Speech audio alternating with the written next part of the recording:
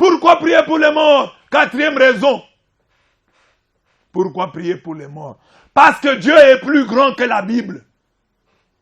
Parce que Dieu est plus grand que la Bible. Parce que Dieu est plus grand que la Bible. Pourquoi j'ai dit ça? J'ai dit ça simplement parce que quand je donne cet enseignement, je vois déjà les protestants qui prennent l'Ancien Testament, qui me brandissent Psaume 6.6. Psaume 6.6. Que dit Psaume 6.6?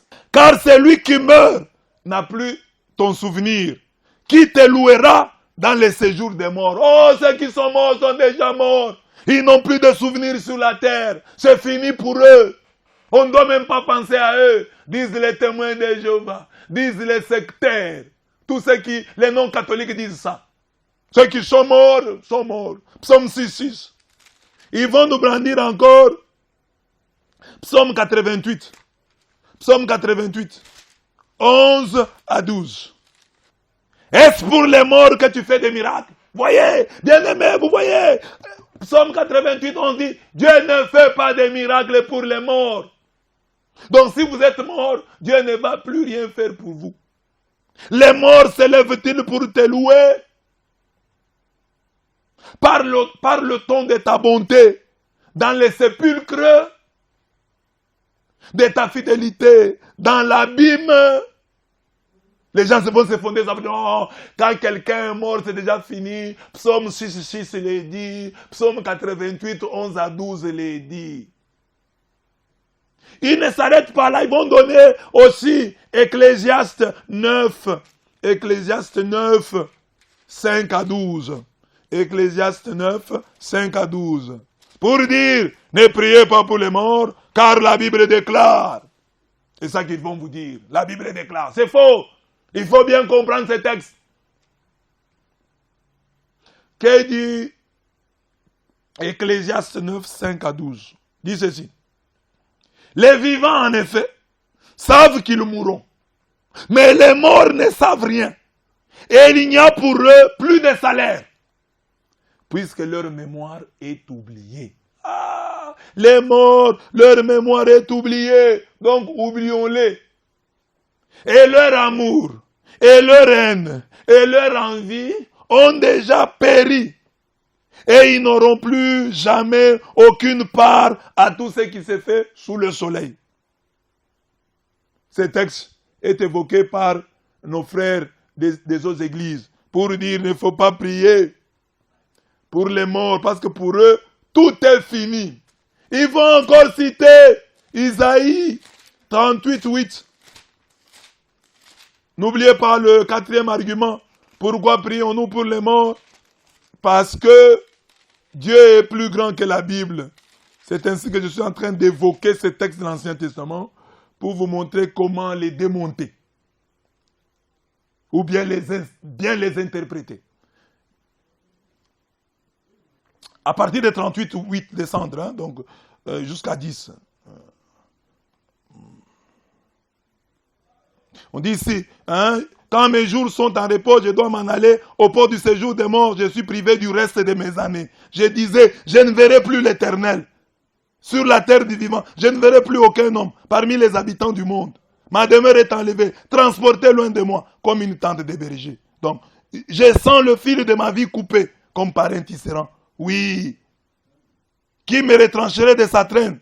Du jour à la nuit, tu m'auras achevé. Le roi Ézéchias, il prie et il est convaincu qu'avec la mort, tout est fini. Au verset 18 notamment, c'est là qu'il dit, ce n'est pas le séjour des morts qui te loue. Ce n'est pas la mort qui te célèbre. Ceux qui sont descendus dans la fosse n'espèrent plus en ta fidélité. Il reprend les psalmistes, psaume 6, 6 et psaume 88, 11 à 12. Isaïe 38, 18. Ce n'est pas le séjour des morts qui te loue. Ce n'est pas la mort qui te célèbre. Ceux qui sont descendus dans la fosse n'espèrent plus en ta fidélité.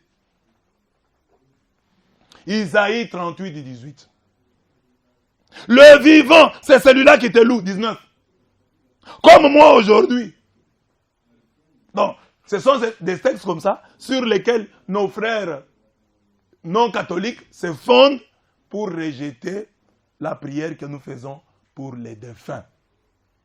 Alors j'ai dit, s'ils viennent avec ces textes, vous les donnez pour vous dire de ne pas prier pour vos défunts, dites-leur que Dieu est plus grand que la Bible.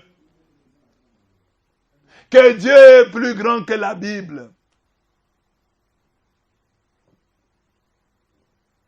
J'ai un exemple tiré de la Bible qui montre que Dieu est plus grand que la Bible. C'est-à-dire que Dieu est plus grand que la prophétie. Que Dieu est plus grand que l'ainsi dit l'Éternel. Que Dieu est plus grand que sa parole. Oui. C'est dans 2 Rois 20, 1 à 6. En ce temps-là, Ézéchias fut malade à la mort. Le prophète Isaïe, fils d'Amoz, vint auprès de lui et lui dit, ainsi parle l'Éternel, donne tes ordres à ta maison. Il lui dit bien, ainsi parle l'Éternel. Donne tes ordres à ta maison, car tu vas mourir. Et tu ne vivras plus. Ça, c'est la parole de Dieu.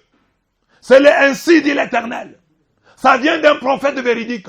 Pas un faux prophète, autoproclamé, mais un vrai prophète. Il dit au roi, tu vas mourir. Ézéchias pouvait dire Amen et mourir. Ou il pouvait faire autre chose. Là, il y a la parole de Dieu. Isaïe, le prophète de Dieu, vient auprès du roi avec Psaume 6.6, avec Psaume 88, 11 à 12, avec Isaïe 38, 18. Il vient avec Ecclésiaste 9, 5 à 12 pour lui dire c'est fini pour toi, tu vas mourir. Mais ce roi, Ézéchias, un véritable homme de foi, sachant que Dieu est plus grand que la Bible, sachant que Dieu est plus grand que la prophétie, sachant qu'il n'y a pas de fatalité en matière prophétique, sachant que la vie et la mort sont au pouvoir de la langue, j'allais dire de la prière.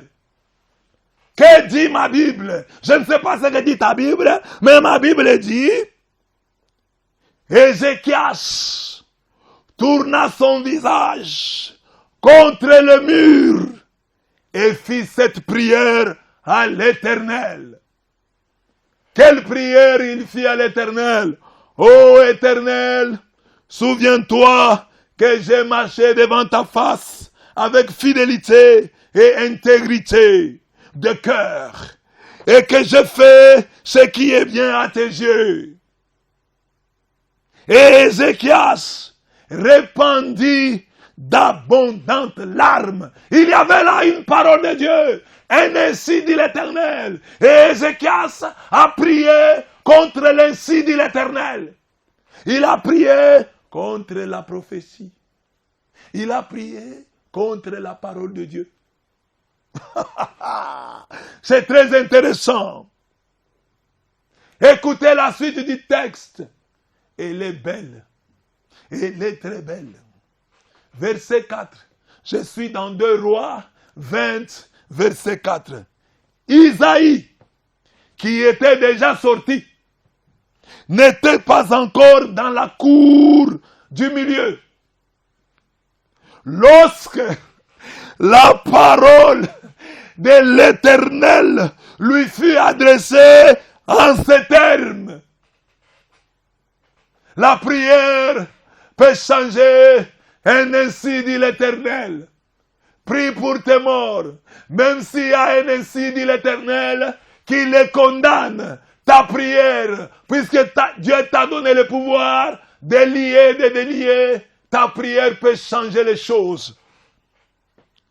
Dieu dit à Ésaïe le prophète, retourne et dis à Ézéchias, chef de mon peuple. La Bible est belle, il faut savoir la lire. Ainsi parle l'Éternel, le Dieu de David, ton père, il y avait un ainsi dit l'Éternel, qui annonçait la mort. L'homme a prié, un deuxième ainsi par l'Éternel est sorti. Ainsi parle l'Éternel, le Dieu de David, ton père. J'ai entendu ta prière, j'ai vu tes larmes. Voici, je te guérirai. Le troisième jour, tu monteras à la maison de l'Éternel. J'ajouterai à tes jours 15 années. Je te délivrerai, toi et cette ville, de la main du roi d'Assyrie, etc. Le texte est beau. Je vous disais que Dieu est plus grand que la Bible. Que même s'il y a un ainsi dit l'Éternel, bien-aimé, Dieu t'a donné le pouvoir. Dieu t'a donné la puissance. Il a dit, celui qui croit en moi fera les mêmes choses. Il en fera même des plus grandes. Même s'il y a une écriture, si jamais on te brandissait, Psaume 6, Psaume 88, 11 à 12, et Isaïe 38, 18, pour te décourager, afin que tu ne pries pas pour tes morts, pour ceux qui sont morts, entre guillemets. Si on veut te décourager avec ces textes, donne-leur des Rois 20, 1 à 6, Ézéchias, alors qu'il y avait un ainsi dit l'Éternel, décrétant sa mort, il a prié et il a provoqué un deuxième ainsi dit l'Éternel, abrogeant toutes les dispositions antérieures et contraires au présent ainsi dit l'Éternel.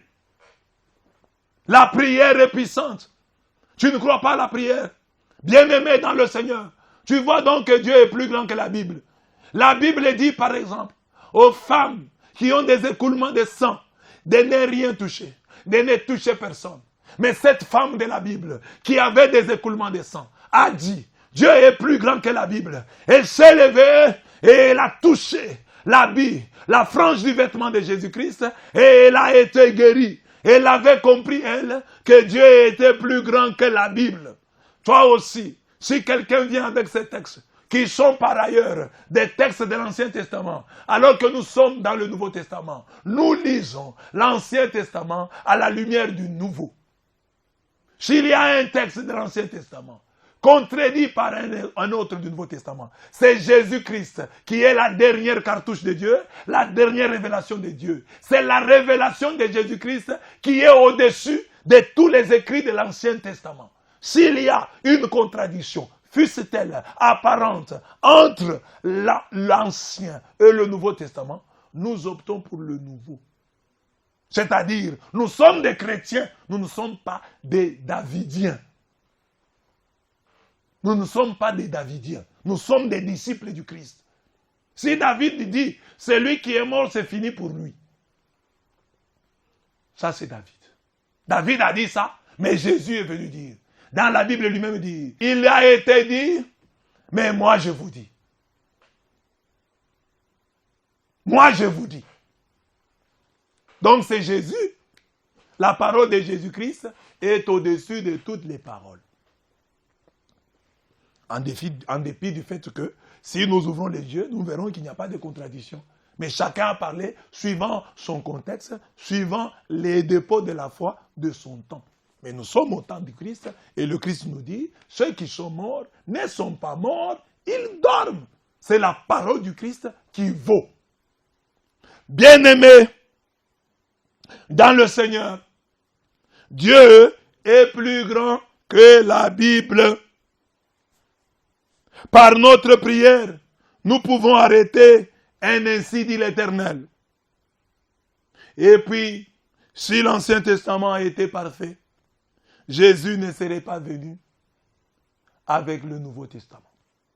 Donc quand il y a des textes de l'Ancien Testament qui disent une chose et que les textes du Nouveau Testament disent autre chose, il y a dépassement. Et nous devons suivre le Nouveau Testament. Bien-aimé, ce texte est beau. Hein? Il est intéressant même pour ta vie. Si par la prière, Ézéchias a été capable de faire révoquer de faire reporter. Ainsi dit l'Éternel. Que dire de ainsi disent les médecins, ainsi disent les sorciers? Car ta vie est bloquée avec les innombrables. Ainsi disent les méchants, ainsi disent les voisins, ainsi disent les sorciers, ainsi disent les médecins. Par la prière, tu es capable de révoquer. Les ainsi dit, de faire révoquer. Les ainsi dit l'Éternel. Que dire de ainsi disent les sorciers? Ne crains donc pas les prophéties. Si quelqu'un vient auprès de toi avec une prophétie, annonçant ta mort, annonçant la mort de tes êtres chers, ne te décourage pas.